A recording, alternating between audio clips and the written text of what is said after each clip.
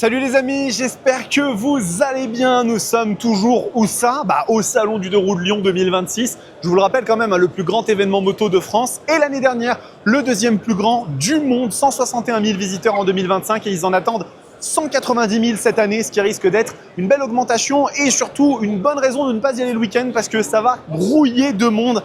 Bref, nous avons déjà couvert un certain nombre de constructeurs, mais il en est un qu'il est toujours extrêmement plaisant d'aller visiter tant leurs machines sont de véritables usines à rêve, mêlant à la fois des composants absolument fous, un côté racing ultra prononcé, et puis cet exotisme italien, vous savez déjà où je veux en venir, qu'on adore tant. Je suis bien évidemment les amis chez Ducati et nous allons voir toutes les machines que le constructeur de Bologne a à nous proposer. Et comme d'habitude, c'est la fête du slip. Il y a tellement de bécanes folles chez Ducati et on a aussi des petites annonces, dont une qui est tombée hier que je veux vous montrer, c'est la nouvelle DZR-X avec la nouvelle plateforme, le moteur V2 qui équipe Street Fighter, Panigale, ils l'ont mis partout ce moteur. De toute façon, il est vraiment très bien né, donc ils avaient raison de le faire. Et aussi la petite Formula 73 dont je vous ai parlé en vidéo il y a peu de temps. On m'avait dit non, elle ne sera pas présente. Et ben si, elle est là et je vais pouvoir vous la montrer.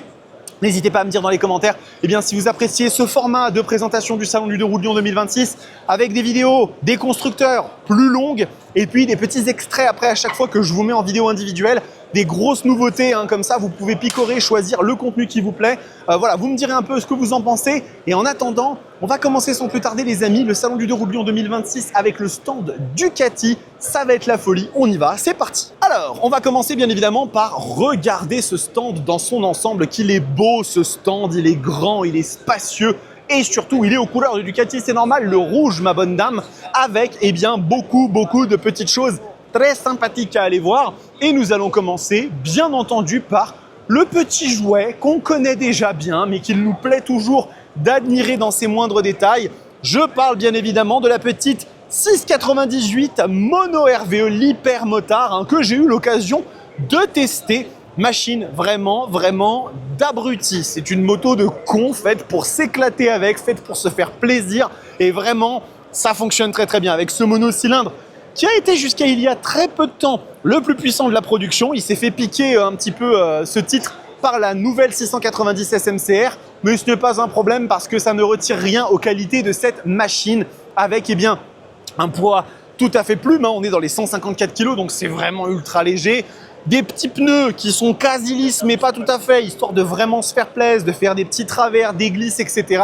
Et puis derrière, une électronique bien poussée pour pouvoir utiliser tout ça en confiance et voire même apprendre la glisse grâce à cette moto avec un niveau de glisse, avec une intervention de la glisse qui est réglable progressivement et qui permet vraiment de se faire plaisir avec cette petite hypermotard 698 mono, une machine vraiment ultra intéressante. On va pas y rester dessus non plus 150 ans parce que vous la connaissez déjà plutôt bien. Il y a une autre nouveauté qui est juste à côté mais que je vous montre après pour vous garder un petit peu bande de coquins. En tout cas, elle est vraiment très chouette, ça fait partie toujours de ces motos qui font plaisir à regarder. Et derrière, on en a une qu'on connaît particulièrement bien puisqu'il s'agit de la petite Multistrada V4, très belle voyageuse, ni plus ni moins, vous le savez, on est parti faire un road trip de 4000 km avec cette moto, donc la version rallye que nous avait prêté Espace Murite. On est parti au Portugal avec Mathilde et vraiment c'est une moto qui est super cool, vraiment super cool. Le seul truc que je peux lui reprocher à cette machine, vous le savez, c'est que le V4 Gran Turismo a tendance à monter un petit peu en température et que quand vous êtes dans le sud du Portugal, à l'Algarve, et qu'il fait 35 degrés, la machine on la sent un petit peu. En dehors de ça, quel pied fantastique avec un moteur qui est exceptionnel. Ils ont littéralement mis un moteur de sportive là-dedans, 170 chevaux, un V4 du feu de Dieu qui marche extrêmement bien avec des gorgées de couple. Et d'ailleurs, regardez, petite chose très sympathique. Ici, vous avez en fait les petits ailerons. Alors, je ne vais pas appuyer parce que si ça se trouve, c'est verrouillé. Mais vous voyez ici, regardez comme ça bouge. Et en fait, ça a un intérêt. Si vous le mettez comme ça, en fait, vous allez avoir beaucoup moins d'air qui va venir passer et qui du coup, en fait, va vous réchauffer, entre guillemets. Ça va vous permettre en hiver de sentir un petit peu plus la chaleur du moteur. Et si vous le décalez et que vous le mettez comme ça, là, vous avez les extractions d'air qui viennent pour refroidir le moteur. Et ça, en été, c'est particulièrement pratique, vraiment très sympa. Machine qui est ultra technologique, hein, ça va de soi. On a toutes les assistances électroniques du monde. La Multistrada V4 se décline en plein de modèles et je vais vous en montrer quelques-uns un peu exclusifs après. Vous le savez, hein, ça peut aller du vraiment voyageur mais costaud, hein, parce qu'on a un V4 sympa, à de l'ultra sportif de fou avec des modèles RS qui sont dingues. On retrouve le petit écran TFT qui fait super plaisir, toutes les petites assistances. On a de la suspension semi-active, du régulateur de vitesse adaptatif d'ailleurs avec la version radar. Ça marche vraiment super bien la Multistrada V4, c'est une moto fantastique. Elle peut être voyageuse, elle peut être baroudeuse, elle peut être tout ce que vous voulez et elle est vraiment très bien née.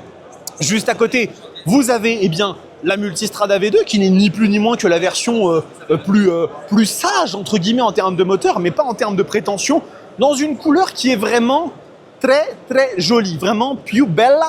Multistrada V2S, donc ici en version suspension semi-active, et on a du coup le moteur, le V2, le nouveau V2 de Ducati, qui donc est décliné dans l'intégralité de la terre entière. Street Fighter V2, Panigale V2, la nouvelle Hypermotard, la nouvelle DSR-X.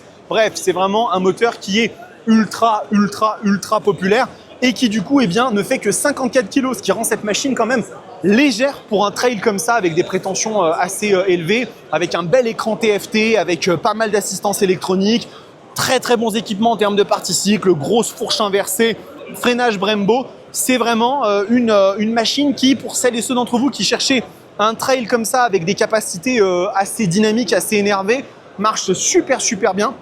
Regardez ici, vous avez même une version Multistrada V4 Rally avec des couleurs qui sont magnifiques. Là, on est sur un bleu un peu gris, un bleu pastel qui marche vraiment très bien. Un bleu canard, me dit-on à l'oreillette. Et écoutez, il est très beau, vraiment très beau ce bleu associé avec le couleur métallisé un peu aluminium comme ça lui va très bien. Et là, c'est finalement la version qu'on a emmenée en road trip avec Mathilde au Portugal. Hein. C'est cette version-là exactement, dans une couleur différente. On a fait 4000 km avec et on a vraiment pris énormément de plaisir. C'est une super moto, vraiment la Multistrada V4 Rally.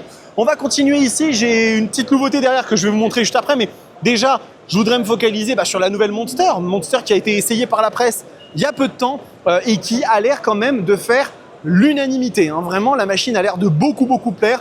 Donc le renouveau finalement de Il Mostro, hein, donc la fameuse Monster dans sa version originale, celle qui incarne l'essence de la moto, hein, vous le savez, hein, un guidon, deux roues, un moteur, une selle. Et on retrouve tout ça finalement dans une version un petit peu plus moderne, un petit peu plus technologique, ça va de soi, mais elle renoue un peu avec l'identité des anciens modèles, même si je trouve qu'on a quand même de la génération précédente dedans. Hein. Il y a quand même des petits morceaux de la génération précédente dedans, mais peut-être dans une intégration un peu plus harmonieuse, un peu plus fluide. Donc au niveau des specs, c'est un peu la même chose que ce qu'on a sur une Multistrada V2, hein, 111 chevaux, 91 Nm de couple, avec une démultiplication un peu raccourcie, histoire d'avoir une machine qui envoie.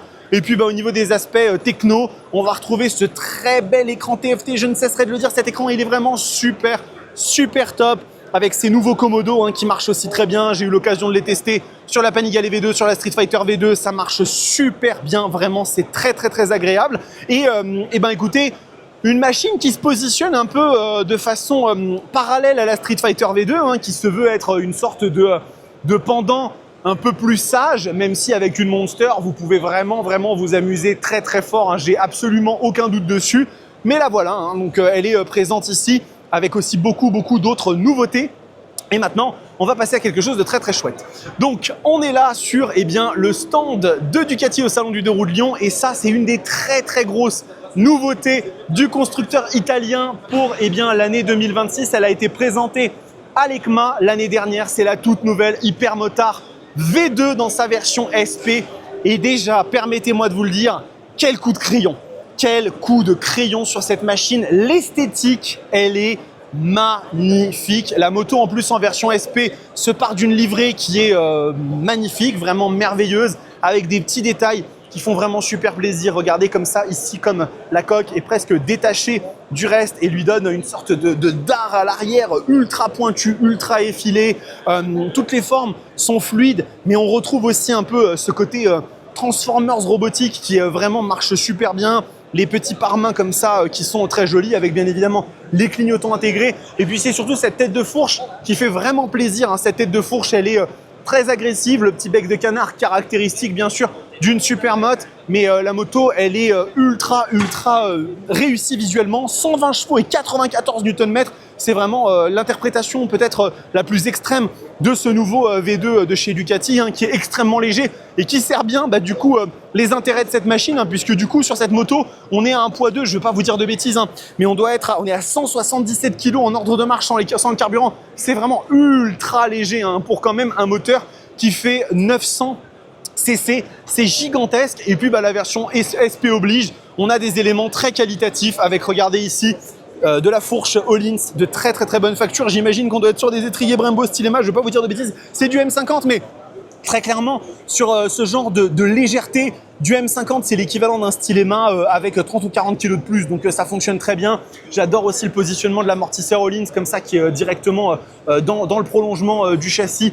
Elle est super réussie esthétiquement parlant. J'ai pas encore eu l'occasion de vous la tester, mais celle-là, à mon avis, elle doit être vraiment extrêmement énervée. Elle doit être ultra plaisante à conduire, très agréable dans les petites épingles, ultra agile. C'est vraiment une super réussite, hein, cette Hypermotard V2 SP. Je suis très content de ce que Ducati ont proposé avec cette moto. Et écoutez, peut-être qu'Espace Murit en recevront une à l'essai, ou peut-être qu'on réussira à demander à Ducati de nous en envoyer une pendant une petite semaine, histoire de tester un peu ce que ça donne. En tout cas, vraiment très chouette. Et puis pour terminer, bien évidemment, l'électronique de la moto, hein, on retrouve cet écran TFT et on a énormément d'assistance dessus, du régulateur de vitesse, du contrôle de traction, des modes de conduite, etc. C'est vraiment une super moto. J'attends avec impatience de pouvoir vous la tester. Et nous, en attendant, on continue la visite du salon du deux roues de Lyon chez Ducati. Bon là, vous l'aurez compris, hein, on était sur un petit focus, donc on va continuer à avancer. Là, vous avez les nouvelles couleurs de la Panigale V2. Je passe juste comme ça, regardez, c'est la nouvelle couleur de la Panigale V2 en jaune. Jaune Ferrari, hein, forcément, ça nous fait tout de suite penser à ça. Et pour le coup, c'est un très bon exemple. La moto, elle est toujours aussi sympa visuellement. C'est une machine qui est beaucoup plus belle en vrai qu'en photo. En photo, on a toujours l'impression que la Panigale V2 a des proportions un peu étonnantes à la croisée des chemins entre l'ancienne Panigale V2 et une Super Sport. Mais en réalité, quand on la voit vraiment en face de soi, elle fonctionne vraiment très bien. Et en plus de ça, quelle moto! J'ai eu l'occasion de vous la tester. Et vraiment, à mon sens, on n'a pas perdu grand-chose par rapport à l'ancienne Panigale. Certes, on a moins de chevaux, on est à 120 chevaux contre 155 avant, mais on gagne énormément de vie à bas régime. On gagne un moteur qui est ultra démonstratif dès les 3-4 000 tours minute, qui s'exprime très bien, avec des aspects pratiques qui permettent d'utiliser la moto au quotidien, avec une position qui n'est pas trop radical, hein, avec des demi-guidons qui sont légèrement au-dessus du T de fourche et qui permettent vraiment de se sentir à l'aise sur la machine. Les deux petites sorties d'échappement comme ça en dessous de la selle lui vont à ravir. Et puis après, hein, je vous l'avais dit, hein, tout ce qui est technologie, on va retrouver les choses que Ducati a un peu tardé, on va dire, à mettre sur leur moto, hein, la jauge à essence, les warnings, le régulateur de vitesse, les poignées chauffantes, tout ça maintenant c'est présent et la proposition est ultra intéressante. Forcément, hein, version V2S oblige, suspension all-in, étrier de très bonne qualité, peut-être jantes forgées sur celle-là, je ne suis pas sûr et certain, c'est le cas sur les Panigale V4, mais c'est peut-être pas le cas sur celle-ci. Mais en tout cas, forcément, ça fait ultra plaisir et c'est une moto qui vraiment mérite qu'on prenne le temps de s'arrêter dessus parce qu'elle est vraiment super sympa. Et si vous ne jurez que par les chevaux, faites-moi confiance, laissez-vous tenter parce que c'est vraiment une machine, il ne faut pas passer à côté. Maintenant, on va aller chercher un petit monstre et on est actuellement devant celle qui est peut-être l'apex, le sommet de la chaîne alimentaire des prédateurs sportifs italiens, la Panigale V4R, celle qu'on sait être tout simplement la version la plus ultime, la plus radicale, la plus violente et qui hérite de toutes les solutions techniques de Ducati. On va bien évidemment la détailler, on va commencer déjà par les aspects esthétiques de cette moto parce que vous le voyez, une Panigale V4R, ce n'est pas tout à fait la même chose qu'une V4S. La première chose qu'on remarque immédiatement, c'est bien sûr le réservoir qui est comme ça en aluminium brossé et qui permet vraiment de la distinguer de la version standard, hein. Donc on est sur une machine qui est bien sûr toujours aussi belle, toujours aussi élégante, toujours aussi racée. Et du coup, en termes de détails aussi qui changent, en plus d'avoir du carbone un petit peu à certains endroits, on va surtout avoir ces ailerons qui sont travaillés un peu comme la Panigale V4 Lamborghini. Si vous avez suivi un peu ce que j'ai posté chez Ducati Paris, on a un peu ce travail d'aileron qui est fait, qui reprend un petit peu les lignes de la Panigale V4 Lamborghini et donc qui lui donne vraiment cet air extrêmement agressif. Là aussi, on a un truc qui est super intéressant, ce sont ces appendices en fait qu'on a sur le côté. Il faut savoir que les ailerons en temps normal permettent en fait de plaquer la machine, d'appliquer du downforce quand on est en ligne droite. Donc ça permet vraiment de coller la moto au sol pour éviter qu'elle ne parte en roue arrière quand justement on est à des vitesses très élevées. Et eh bien, ces appendices-là vont eux permettre de plaquer la moto quand on est sur l'angle en fait, quand on est vraiment en train de prendre un virage. Et bien ça, c'est des choses qui vont vraiment vous permettre de maintenir la moto le plus proche possible de sa trajectoire. C'est ultra intéressant, c'est la première fois qu'on a ça sur une machine de série sportive, donc c'est vraiment extrêmement intéressant. Je veux juste regarder un tout petit truc parce que j'ai plus tout à fait les chiffres. Voilà, donc ici, on va se mettre un peu au cœur des histoires, hein. Vous savez, Playmobil, c'est les histoires. On est ici sur une pièce d'orfèvrerie, un morceau d'ingénierie qui est tellement délirant que je ne sais pas trop comment le qualifier. Ceci, mesdames et messieurs, c'est le V4 Stradale, et donc le moteur qui équipe les Panigale V4 depuis maintenant de nombreuses années. Mais il est ici dans une version un peu particulière, parce qu'en version V4R, on n'est pas sur la même cylindrée qu'une V4 standard. Non, ici, on est à 998 cc pour respecter les réglementations de SBK. Et cette moto sort 218 chevaux en version d'origine. Déjà, ça fait très plaisir parce qu'au niveau du poids, croyez-moi que le rapport poids-puissance de 1 pour 1, il a été pulvérisé long time ago. Mais là, on est sur une version qui est standard de la V4R parce que la V4R, elle existe aussi dans une version racing. Et la version racing, qu'est-ce qu'elle va permettre? Et bien, grâce à l'ajout d'une ligne d'échappement complète et d'une huile spéciale, et ben, on va dépasser allègrement les 235 chevaux. On va atteindre même presque les 240 chevaux sur une moto sportive de série. Je ne sais pas si vous réalisez le délire que c'est. Et comme je vous le disais, c'est une machine qui est légère. On est à 186 kg sans les carburants. Donc, c'est ultra léger à manier. J'ai déjà eu l'occasion d'en essayer, des Panigale V4, des V4, des V4S. J'ai même eu le privilège et la chance de pouvoir tester une V4R de la génération précédente. Et c'est des motos qui se conduisent comme un rêve en fait. C'est vraiment exceptionnel. Et ben, sur cette moto, on est encore plus loin puisque en plus de ça, la partie cycle, elle est délirante vu qu'on va avoir sur la version V4R une fourche Öhlins, donc NPX 2530. C'est même pas d'une X30, c'est encore au-dessus.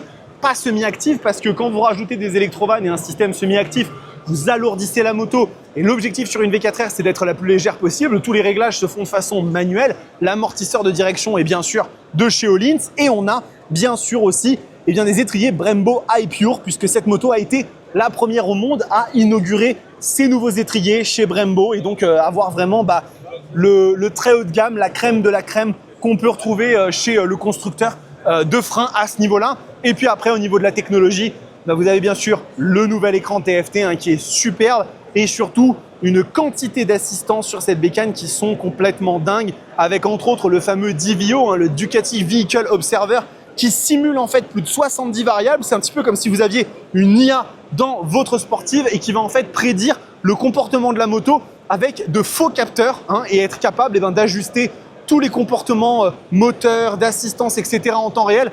Et croyez-moi que quand on arrive à ce niveau de performance et de puissance, même les pilotes, même en MotoGP, ils ont des assistances électroniques parce que les machines sinon deviennent littéralement inconduisibles tant elles sont puissantes, violentes, imprévisibles. Donc c'est vraiment très bien. Et donc regardez, vous avez ici la dotation de série de la moto, on dirait le paragraphe d'un extrait des Misérables. Voilà, j'ai pas mieux à vous dire, c'est du délire, c'est vraiment du grand délire. Bien évidemment, c'est une moto exceptionnelle, une machine à rêve. Pas toujours l'occasion d'en tester des comme ça. Si un jour elle passe en concesse ou autre, je ne manquerai pas de vous en faire un essai. Ça reste quand même un privilège, mais c'est vraiment c'est un petit bijou et elle fait partie bien évidemment de la gamme Ducati. Et quand on se dit que c'est juste l'une des merveilles que Ducati a, on se rend compte à quel point ce constructeur est un peu fou. J'étais très heureux de vous la présenter, mais on va continuer maintenant la visite parce qu'il y a encore beaucoup de choses à voir sur le stand de Ducati. Donc les amis, nous avons, ça n'arrête jamais chez Ducati, c'est tout le temps, c'est constant, on s'arrête jamais.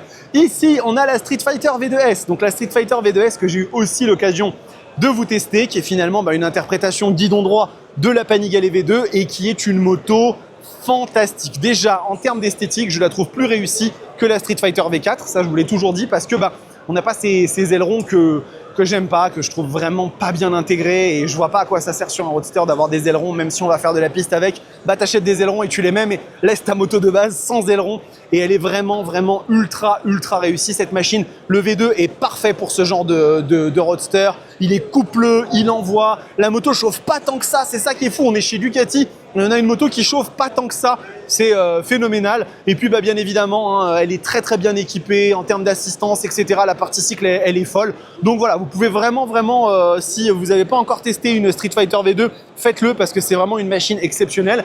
Et puis à côté, bah, vous avez la grande sœur. Vous avez la grande sœur qui est toujours là et qui est toujours là pour vous montrer qu'elle est très énervée. Bien sûr qu'une Street Fighter V4 c'est exceptionnel, on va pas non plus se raconter des conneries, et j'en ai conduit des Street Fighter V4, j'en ai conduit je ne sais combien, et c'est toujours un plaisir, bien sûr. Je trouve juste dommage que sur la nouvelle version, on soit revenu à un comportement plus à l'ancienne des premières Street Fighter V4, à savoir que le couple est très haut perché, et ce moteur est tellement intéressant pour pouvoir en fait le gorger à bas régime, et vraiment vous donner un roadster qui envoie dès les premières rotations de la poignée, que je trouve ça un petit peu dommage d'en avoir fait une sorte de Panigale V4 à guidon droit en fait, ni plus ni moins. Après, voilà mon opinion, on s'en fout complètement. Quand on monte là-dessus, croyez-moi que ce que Roadsters TV dit, ça n'intéresse plus personne, mais alors vraiment personne, parce que c'est un engin qui est démoniaque avec, bah, comme je vous le dis, seulement 2 chevaux de moins que la Panigale V4 standard. On est à 214 bourrins sur cette moto, c'est de la folie. En plus là, elle est en configuration ligne complète, sortie comme ça au cul directement, boum, avec je ne sais combien de chevaux en plus, on doit en gagner facilement 7 ou 8, donc ça doit faire plaisir. Et puis bah voilà, du carbone à tous les étages, ils l'ont bien équipée celle-là, elle hérite du même type de technologie que du coup la Panigale, hein. Donc on va avoir le DVO, on va avoir toutes les assistances, c'est un véritable ordinateur de la NASA. Et je l'ai envisagé pendant un temps, alors pas celle-là, je voulais l'ancienne, hein, parce que je préfère les lignes de l'ancienne et aussi son comportement moteur, mais ça reste abrutissant. Ça reste abrutissant comme moto, c'est vraiment du pur délire. Et bah, je suis très content de pouvoir vous la montrer. Et là, regardez, on va avancer un petit peu vers le fond du magasin. On va vers le fond du magasin parce qu'on a des trucs très chouettes à voir aussi. Je vous avais dit que la Multistrada se déclinait en plein de modèles différents. Et bien là, vous avez le modèle le plus stupide, on va dire, de la Multistrada V4, à savoir l'ARS, qui est ni plus ni moins que une sportive confortable. J'ai pas d'autres termes. J'ai pas d'autres termes à vous donner concernant cette machine. On est vraiment sur un délire absolu. Sur une moto d'ailleurs qui n'a pas le V4 Gran Turismo, hein. C'est pas le V4 de la Multistrada qu'on a là-dedans, c'est le V4 Stradale de la Panigale. Voilà, ils ont décidé de mettre le moteur de l'hypersportive dans un trail qui, libéré avec la ligne complète, passe à 195 chevaux. Merci tout le monde, on dégage, au revoir.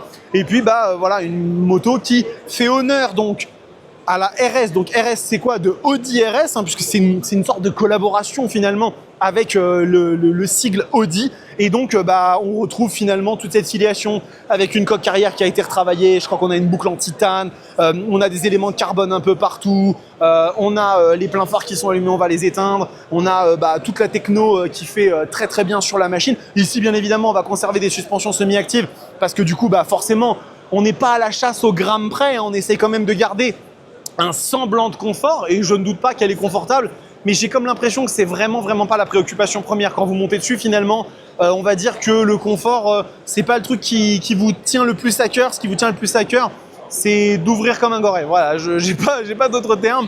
Bien évidemment, vous le voyez, on a des équipements qui sont aussi très intéressants au niveau du freinage, hein, c'est du Brembo Stilema. Voilà, c'est une machine absolument exceptionnelle. Et à côté, on a un truc qui vraiment me fait très plaisir, puisque là, on est face à la Diavel V4 RS. Et alors là, c'est une autre histoire. Là, c'est une autre histoire, je vous le dis tout de suite. On est très probablement sur une des machines qui m'ont le plus tapé dans l'œil à l'EICMA 2025. C'est la version ultime du Power Cruiser, celle qui en fait revendique le 0 à 100 le plus rapide de l'histoire de Ducati. Rien que ça déjà, je pense que ça calme tout le monde et ça vous permet de statuer de l'aura que cette moto est là. Après, vous avez la livrée sur cette machine qui est absolument fantastique avec ce mélange de blanc, de noir, de rouge très marqué, très affirmé. Rien n'est dans la nuance, tout est dans le côté ultra brut et ça marche super bien. Vous le voyez, hein, on a aussi beaucoup de petits éléments de carbone à droite à gauche sur la moto, hein, qui montre quand même à quel niveau de filiation on est.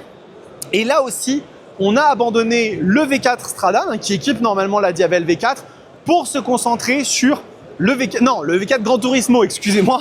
On est justement sur le V4 Stradale de la Panigale. Donc on est à 180 chevaux. 180 chevaux, on commence à venir au coude à coude avec une Rocket 3. Rocket 3 qui, je vous le rappelle, fait quand même 1500 cc de plus. Donc c'est n'importe quoi.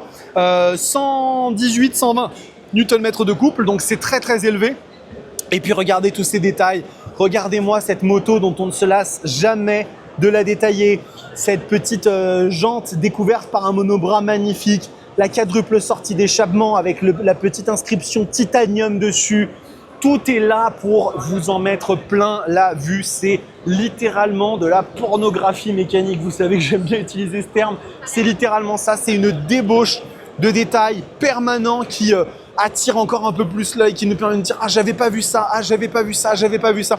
Mais on se rend compte qu'en fait, ça ne s'arrête jamais, jamais, jamais sur cette moto. Et pourtant, ce n'est pas le cœur du sujet avec la Diavel V4 RS. Le cœur du sujet, c'est d'avoir une machine avec des perfs qui sont totalement abrutissantes. Et je n'ai pas de doute qu'un launch control avec cette moto doit faire partie des expériences les plus terrifiantes qu'on puisse vivre dans sa vie. On est à 2,4, 2,5 secondes, hein, pour le 0 à 100. Je ne sais pas si vous réalisez le niveau de délire que ça représente. Fourche Öhlins, gigantesque, bien évidemment, pas semi-active, très intéressant le choix parce qu'ils ont voulu garder une moto assez légère. On est quand même sur un poids ici de 220 kg, donc elle est un peu plus légère que la Diavel V4 standard. Gros étrier Brembo Stylema aussi ici, hein, pour bien freiner tout ce qui bouge. Et une version quand même très limitée en accès. Donc ça, je ne sais pas si je vais pouvoir vous le tester un de ces quatre. J'aimerais beaucoup parce que c'est une machine qui est vraiment exceptionnelle. Mais voilà, ça reste quand même dans les très hauts du panier de chez Ducati. Donc des motos qui sont très difficilement accessibles. Mais bon, on verra. Hein, peut-être que j'aurai l'occasion de vous la montrer un de ces quatre. Allez, on termine ici avec quand même la standard, mais la standard un peu remaniée, un peu embourgeoisée, à savoir la X Diavel V4, donc qui avait été révélée l'année dernière en exclusivité mondiale au Salon du Deux Roues de Lyon 2025. J'étais là, hein, j'étais tout devant au moment où ils ont révélé la moto, je filmais, c'était vraiment très sympa. Et on est sur la version plus sensuelle, plus un petit peu comme ça, vraiment custom, un peu dans l'âme. D'ailleurs, hein, de base, on a les pieds qui sont très en avant. Mais ils ont quand même voulu proposer la machine en version un peu roadster. Et donc, on peut avoir les demi-guidons, enfin les demi-guidons, les repose-pieds, pardon, qui viennent ici pour avoir vraiment une position un petit peu plus façon roadster. Et on reprend un peu tout ce qui fait le charme de la Diavel V4, mais avec des lignes un peu plus épurées, un peu plus séduisantes. Toujours un petit peu cette jante arrière, ce monobras, les petits détails comme ça, la coque arrière qui est vraiment aussi très belle. Regardez-moi ça. Enfin bon, vous savez comment ça fonctionne hein, chez Ducati, on va toujours dans le sens du détail, dans la finition, etc. Là, la couleur, c'est la couleur Lava Black, donc c'est pas vraiment un noir. C'est un sorte de bordeaux très foncé, un grenat très foncé. Donc ça marche bien, ça marche vraiment bien, c'est très joli. Et vraiment, pour le coup, elle est belle. Je vais vous l'essayer, un de ces quatre, la X Diavel V4. Hein. Il faut que j'en fasse l'essai. Je sais que j'avais dit que je ne testerai jamais cette moto par des conditions de plus de 15 degrés parce que c'est vrai qu'en position, on va dire custom, ça chauffe à mort parce que vous avez littéralement les pieds qui sont là et donc les mollets qui sont à côté du bloc moteur et c'est très difficilement supportable. Mais on essaiera de voir avec une config roadster si je peux vous en faire le test. Maintenant, on va passer à autre chose de très intéressant et on va se faire un petit point focus.